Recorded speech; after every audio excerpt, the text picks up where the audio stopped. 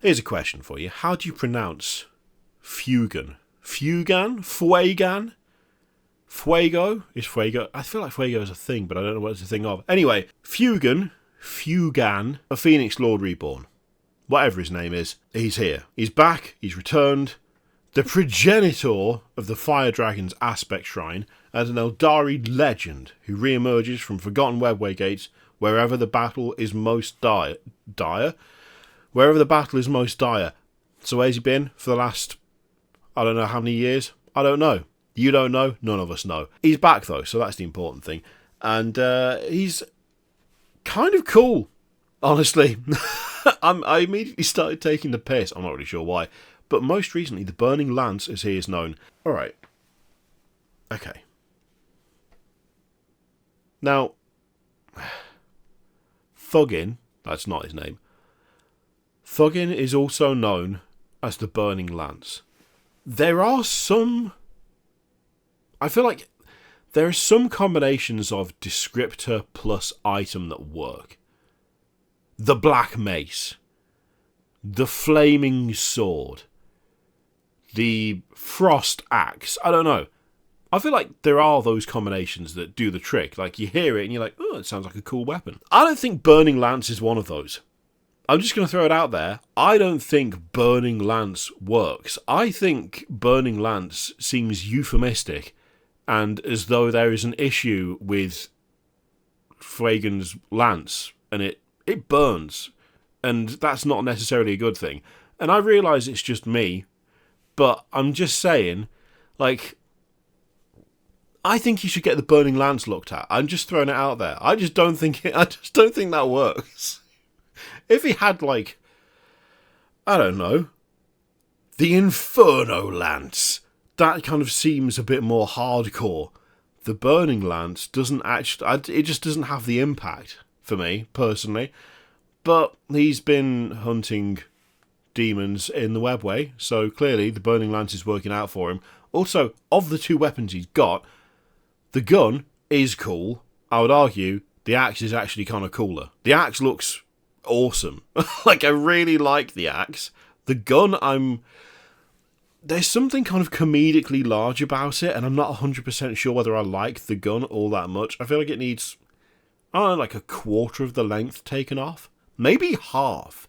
Maybe half the length taken off, even. The gun looks like it's at a different scale to the rest of his body.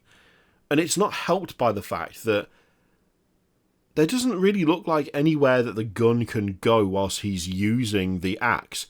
So is he firing the gun one-handed? Entirely possible, but it would look kind of dumb if he was. Is he wielding the clearly two-handed axe one-handed? Again, entirely possible. Feasible even, but I don't know that it would look as cool if he was. Which is kind of a shame, because I think overall it's actually quite a cool model. I'm slamming the dude. I'm like, yeah, your weapon's too big and it looks dumb. Also, it doesn't sound cool either. But actually, it is quite a cool model. Longer barrel equals longer range. It's definitely a 24-inch weapon. Look at it. It's a good sort of recreation. It's a good update. Very crisp, very clean. The armour looks fantastic. Like, the armour just does look really good. The massive crest on the head, I'm not 100%... I can't decide whether I love it or whether I wish the crest was a bit smaller. It's like a statement piece.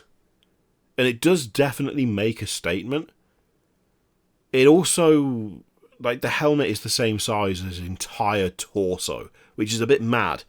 But then again, it feels like there's just a lot of, like, theatre and, like, pageantry going on. It's just, everything is a bit larger than life with this guy, so I don't necessarily think that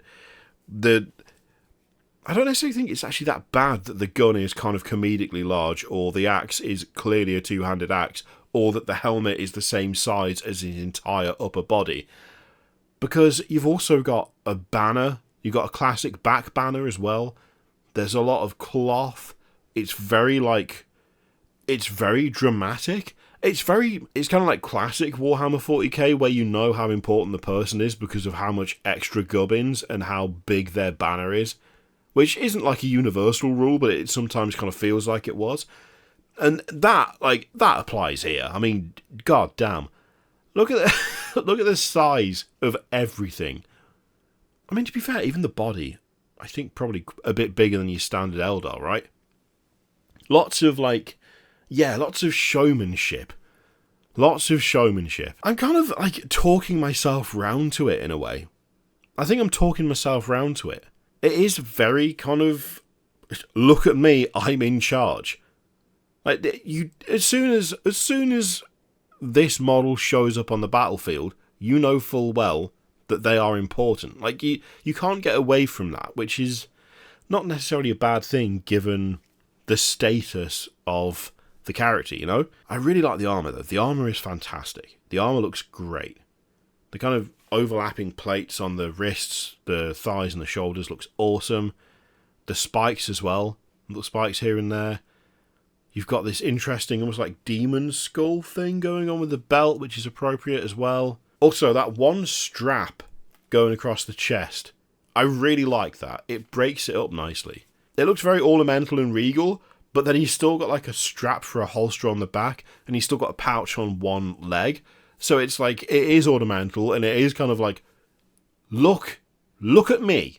Look at me. But also, functional. Like, it kind of does work as both, which it feels like it shouldn't, but it does. Got a back view as well. I mean, admittedly, it is pretty good. It is pretty good, isn't it?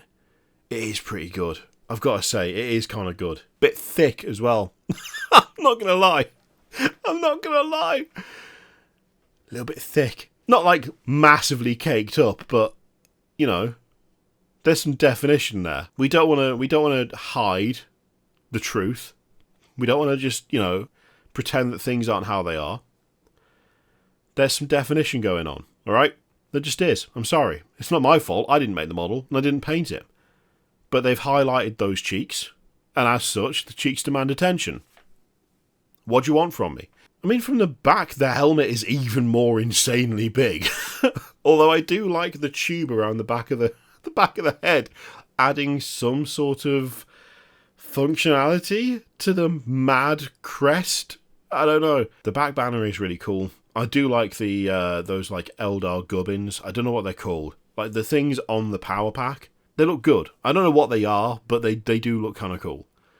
Also, there's like grenades hanging off the belt as well, which is fun. Again, I don't know where he puts the gun when he's hacking people up with a two-handed axe. Or where he puts the axe when he's hacking people up with the gun. But either way, it is pretty good. It is pretty good.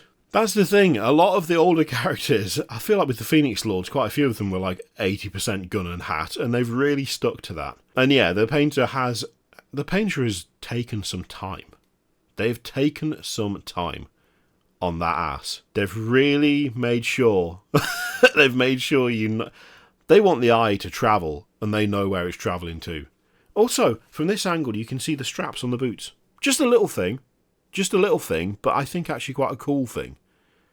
Just a little detail that again kind of adds a bit of functionality to it. I mean, I started out taking the piss. I said the gun was too big and it had a silly name, and I think that might be true still. But I overall think I quite like the model. Like, I do quite like it. Again, it has that feeling of older 40k, but it's all crisp and new and like sharp, and I mean the paint job on it is incredible, as to be expected at this point. But old Fuegan, yeah, the hat is big. The gun is really big. The axe is pretty big. The banner is also sizable. So is the arse. Overall, though, good model. Actually good model. I like it. I do like it.